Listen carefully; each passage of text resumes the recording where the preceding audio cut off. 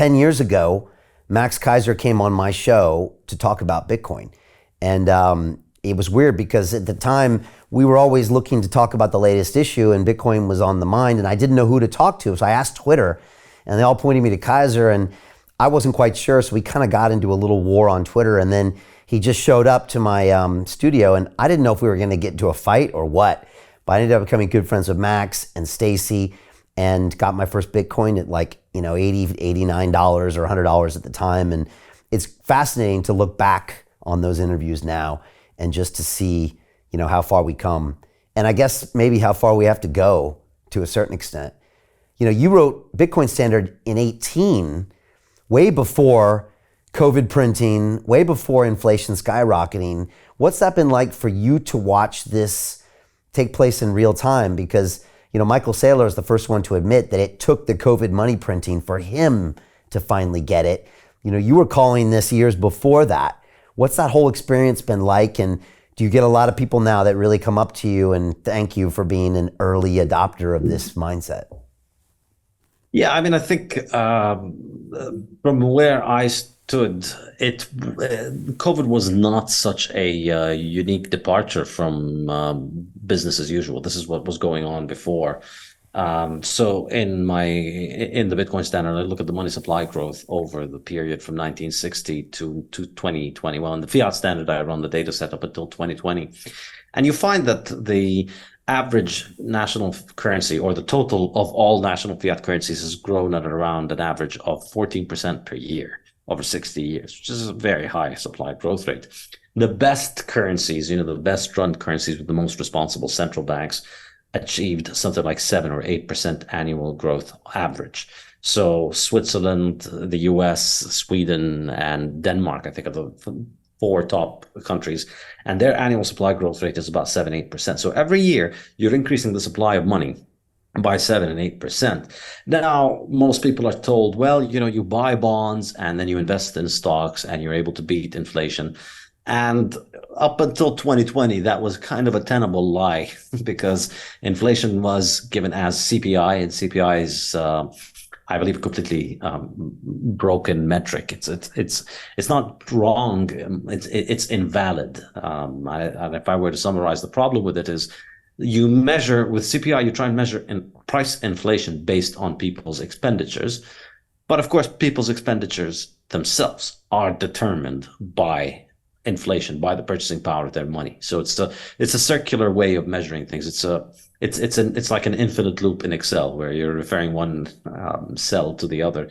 So the problem basically is if your money is devalued, you can't just increase your spending. People's expenditure doesn't go up to match the devaluation because they don't have enough money to spend it. So let's say if you're buying beef every day, and this is and you say you pay $10 for the beef that you buy every day, and then there's a ton of money printing, and then the price of beef doubles. Well, when the price of beef doubles, your income is not going to double immediately. So you're still earning the $10 that you were going to spend on buying the beef. But now you can't buy beef because beef has doubled in price. So what do? You have to make do with cheaper substitutes, soy or some other inferior substitutes, and you still spend the $10. So the basket of goods has not, the amount of money that you spent has not changed. And so for the last 50 years, since 1970, we've had this phenomenon where people have been substituting cheaper substitutes for the things that they want. And I argue in the Fiat Standard in more detail, I get into it, that, a lot of the pseudosciences that we see promoted in modern universities that tell you fossil fuels are going to burn the planet and eating meat is bad for you. I argue, and I provide, I believe, a pretty compelling case in detail, that what motivates that, obviously all of that science is government funded, and what motivates that is to try and get people to accept that, the reason that you're substituting soy for beef in your basket of goods is not that you can no longer afford beef. It's because beef is destroying the planet and it's bad for you, and that soy somehow is better for you. And so we are constantly being forced to substitute cheaper alternatives, and that makes the CPI look better. That makes the CPI look much better than it is. It looks like we only have 2-3% inflation per year. Well, it's not true. It's only 2-3% because people can't afford to buy the same things that they were able to afford to buy earlier. And of course, another aspect that goes into the CPI is that technological innovation somehow brings down inflation. So if they print a ton of money, prices of things go down, but your computer gets faster, then the CPI is adjusted to say, well, you can now buy more processing power with your computer, with your money. So therefore, that's eating up the inflation. So effectively, we've always had inflation, and I think it was possible to cover it up until COVID. And for the majority of people, it seemed like it was acceptable because you got a little bit of a good yield on your treasuries. You made a good return on your stocks. Occasionally, of course, you got wiped out. There was a default. The government that you lent money to would default and you would get wiped out, or the stocks you bought would get wiped out and companies would go bankrupt. So there was an element of casino and you can't save properly. But the idea that inflation was the problem was pretty much under control for most people.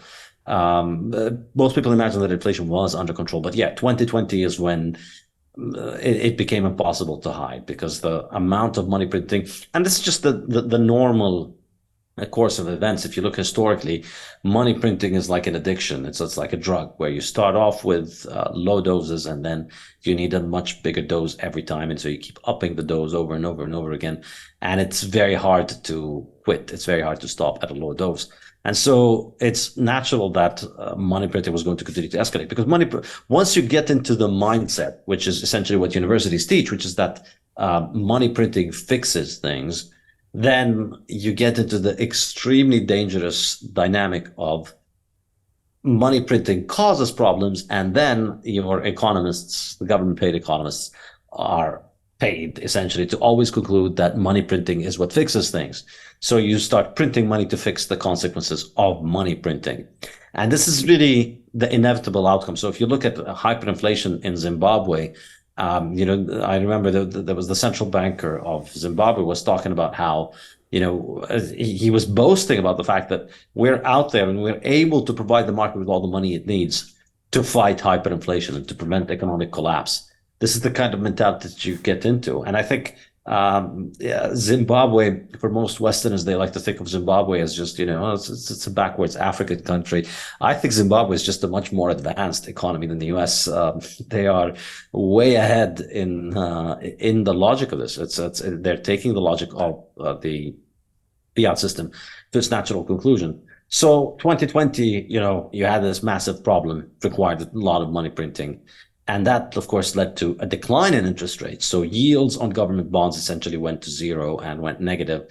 And people became well aware of the fact that, you can't beat inflation. And that's what I believe drove a lot of people to Bitcoin around 2020. Michael Saylor is one of those people. He talks about how up until 2019, it was feasible that you could, or, maybe 2015, 2016 or so, it was feasible that you could save by buying a bond and then live off of the bond. You could retire by buying bonds and then just live off of the yield. And but then when the yield disappeared, inflation keeps going up, prices keep rising, and you have to start eating into your principal, and you can't live off the yield anymore. So that kind of the fiat bargain broke down in 2020, and I think it's been breaking down further since then. They've raised interest rates, but I don't think it's still enough to beat inflation.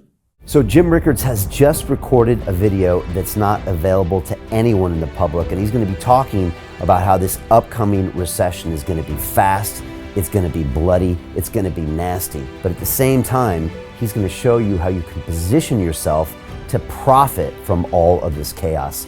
Now, we've made this video only available to our viewers. Go to londonreal.tv/Jim. Watch that immediately. I can't say enough good things about Jim Rickards. He understands the global economic system better than any guest I've ever had on London Real. His predictions are almost uncannily true, and you can learn how to profit from his vision, from his expertise, and his understanding of economics. So go to londonreal.tv/Jim or click the link below. It's an excellent, excellent look on what's going to happen in the future and how you can position yourself to profit from that. Jim is one of the best in the business, one of my favorite guests on London Real, and he's very, very good at predicting the future and showing us all to profit from it. So click the link, and I hope you enjoy. Hey, do you want to profit from crypto?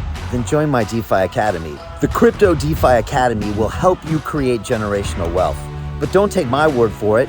Listen to my students. When I first got into crypto, I remember thinking to myself, I need to learn more. Brian Rose, learning crypto, learning DeFi, gotta do it. I am so grateful that I jumped in and did this. I had to break through some limiting beliefs that I can do this, that I can afford this, that I can be in this. It challenges the things that are deeply rooted within us. Joining DeFi Academy has been one of the best decisions I have made on my blockchain journey. This course was a life changer, a game changer, a huge eye-opener, coming from knowing practically nothing at the speed of the learning over 4 weeks was just fantastic. The information you provided in this class was invaluable. I feel far more confident in my next steps. You took complex concepts and made them easier to understand. What's different than so many other ones is it just doesn't tell you what to do. It actually makes you do it. This is for people who are serious about becoming traders. This is the way it should be done. I realized from this learning experience again that it is not about what you learn, but about who you learn it from. The energy was insane. I've never experienced such incredible energy on a live call. Brian Rose, you are a legend, my friend. It's the only thing in the market where you can get all information and learn everything what you need to know. Everything is so clear and so well done, and I am just forever grateful for this program. It made me feel so much more confident about crypto than I did before. I did not anticipate how passionate I was going to become about it. It's also been like a big learning experience for me, not just in the crypto space, but just an overall balance of life. What I've learned is, how to take ownership, of my life in a way that I really hadn't before. Yeah, you can't put a price on that, really. I would recommend it to anybody, top notch. Excellence does not come cheap. So if you want excellence, you gotta pay for it, but it's so worth it. Pull the trigger. That's what this course is about. You're not going to regret it, really. It's amazing. Thank you, Brian and team. So what are you waiting for? Crypto is happening now.